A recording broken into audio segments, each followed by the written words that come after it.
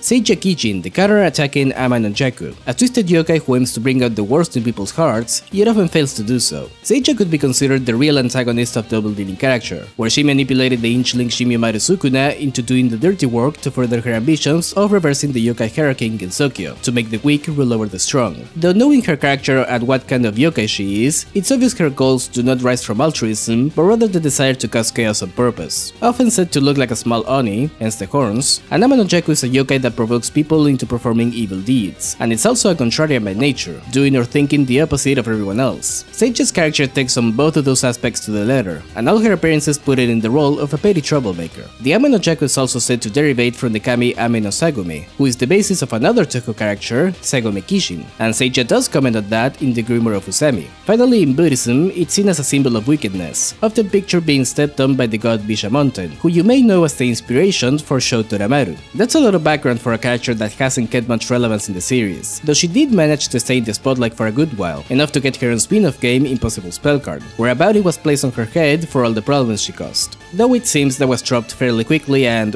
wasn't even that serious of a hunt to begin with. Some might say it was simply a way for the agitated yokai to blow off some steam after the events of the Double-Dealing character. Seija's ability is to turn over anything, though as with most abilities, we don't really know the full extent of what that means. Her spellcards in Double-Dealing character imply she's able to flip and or rotate things freely. However, a comment by Sumireko in the Grimoire of Usami mentions Seija flipping heaven and earth, so yeah, it's kinda hard to picture what this ability looks like in a 3D space. All that said, Seija's still arguably a pretty weak yokai, which is fitting for her character all things considered, and it's why she needs to enlist the assistance of others for her schemes, or rather trick them into helping her. Her latest appearance was in the Grimoire of Usami, where at Shimimaru's request, she helps hijack a fireworks contest and turn it into a real show of Damaku. They seem to be on good terms with each other here, despite their last quarrel, though arguably that interaction in Impossible Spellcard was more playful rather than a serious fight. And that's where Seija stands today, a rebellious teenager who does nothing but bother everyone else around her. Whatever you do not trust what she says. Do not believe her lies, no matter how enticing they might be, or you will soon find yourself knee-deep in trouble. Remember that at the end of the day,